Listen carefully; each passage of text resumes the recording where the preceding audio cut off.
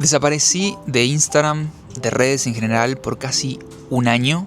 Pasé literalmente de ganar 17.000 seguidores en 3 meses a no publicar más de un día para el otro. Y son varias las razones por las cuales tuve que tomar esta decisión, que en realidad fue una decisión más forzada, que tomé más por cuidar mi salud mental.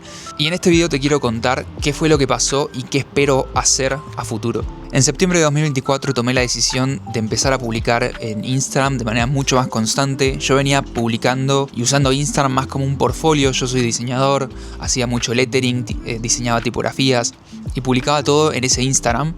Entonces ya tenía una base de seguidores. Pero en septiembre de 2024 dije, bueno, me voy a tomar Instagram de una manera un poco más profesional, más en serio. Y empecé a publicar sobre diseño, sobre negocios, sobre dinero.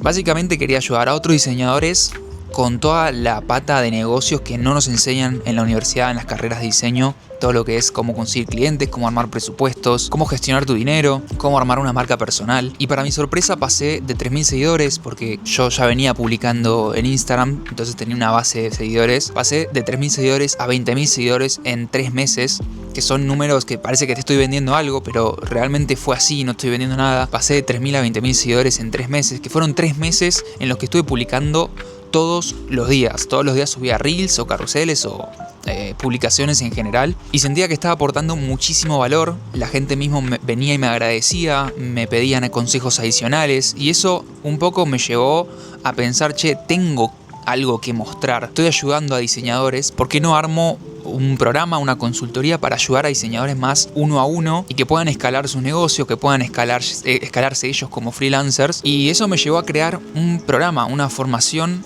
para diseñadores. Lancé el programa en una fase inicial, estaba en proceso, pero lo lancé para ver si iba a haber interés o no, pero subestimé lo demandante que iba a ser. Crear contenido, trabajar full time, seguir trabajando con los clientes de mi agencia y armar el programa. Era demasiado. Había muchas personas que estaban interesadas, pero era un programa que estaba en proceso. Y entiendo la desconfianza o el querer entrar en algo que ya está terminado. Pero varias otras personas quisieron entrar, personas que confiaron en el proceso, confiaron en la etapa inicial en la que estaba el programa, y meses después les tuve que devolver el dinero. ¿Por qué? Porque decidí que no iba a seguir con el programa, no era parte de mis prioridades, y sentí que les fallé a ellos y que me fallé a mí mismo.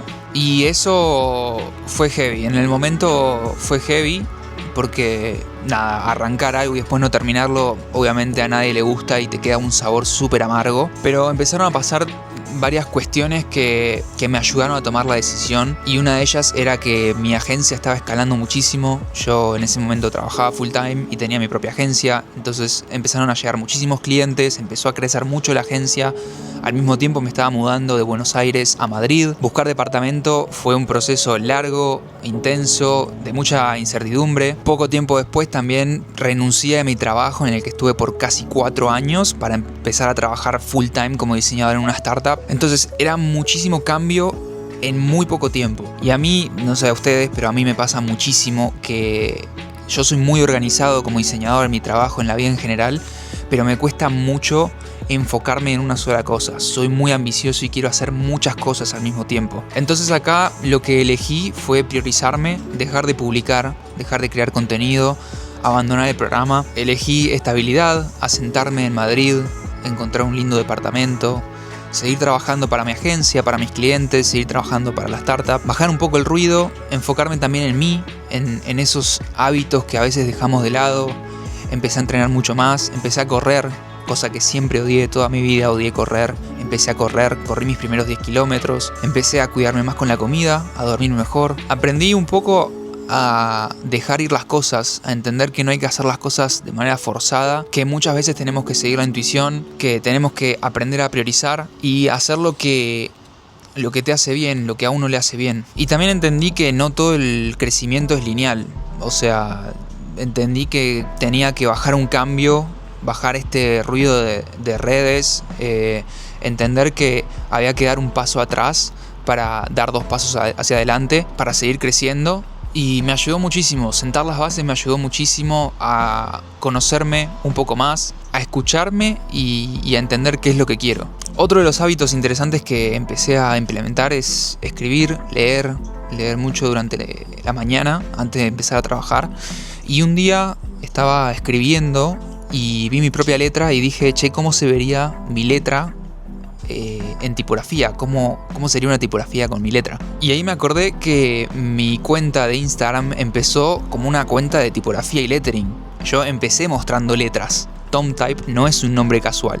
Siempre fui tipografía, lettering, logos tipográficos, lo que sea. Siempre me apasionó mucho el tema de crear identidades visuales, logos, muy enfocado a la tipografía. Y mi historia con la tipografía empezó en el 2018, cuando estaba cursando tipografía en la universidad, en la carrera de diseño gráfico, donde diseñé mi primera tipografía como trabajo final. Y cuando terminé la materia, quedé fascinado con el mundo de las letras y empecé a diseñar más tipografías. Obviamente mis primeras tipografías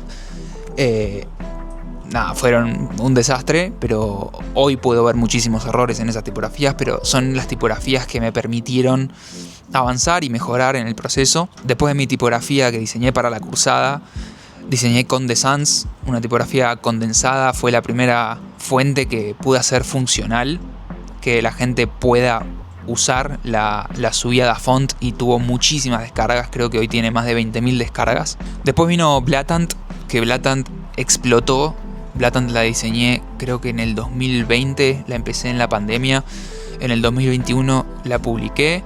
Y Behance la destacó, la empezó a usar muchísima gente, empezó a tener muchísimas descargas y se llegó a usar en el US Open, en el torneo de tenis US Open 2023. En el marcador, cuando el tenista está por hacer el saque, aparecía el timer con mi tipografía. Y creo que la velocidad de la pelota también aparecía con mi tipografía. Me pareció una locura que una tipografía mía haya llegado al US Open con jugadores grandísimos como Djokovic. Creo que en ese momento también estaba jugando Nadal, y bueno, varios otros obviamente. Y fue algo que nunca lo busqué, simplemente sucedió. Fue una tipografía que hice por pasión. Me acuerdo que me quedaba hasta las 3, 4 de la mañana diseñando esas letras. Y la publiqué sin esperar nada a cambio y explotó y le fue muy bien. Pero en algún momento dejé ese mundo, me fui más a lo comercial, a lo estratégico, al diseño, a lo que me dejaba dinero, de algo que había que vivir. Bueno, ahí prendí la luz porque me estaba quedando a oscuras. Bueno, y lo que estaba diciendo es que Blatant, esta tipografía y todas las tipografías que diseñé en general, nunca busqué nada a cambio y siempre lo hice como por pasión. Entonces, hoy vuelvo a Instagram, vuelvo a crear contenido, pero desde un lado de querer disfrutar el proceso. No vengo a vender ningún programa, no vengo con ninguna estrategia de contenido muy robusta.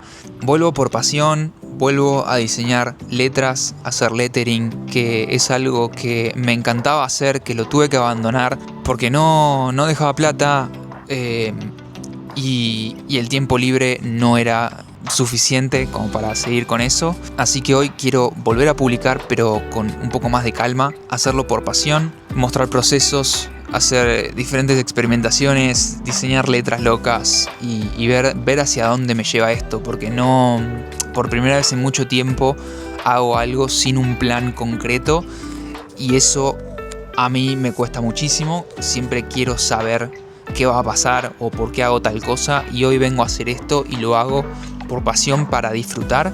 No sé a dónde me va a llevar y creo que eso está bien, creo que eso es lo que necesito ahora mismo. Así que si quieres aprender sobre tipografía, sobre reglas tipográficas, cómo diseñar tipografías, cómo hacer lettering, cómo diseñar logos tipográficos, quédate, seguime y charlemos a ver qué ideas se te vienen a la cabeza, qué te gustaría aprender. Voy a compartir todo lo bueno, todos los procesos, lo que sale bien, lo que sale mal, y hacer esto porque amo hacerlo. Muchas gracias por ver el video, nos vemos la próxima.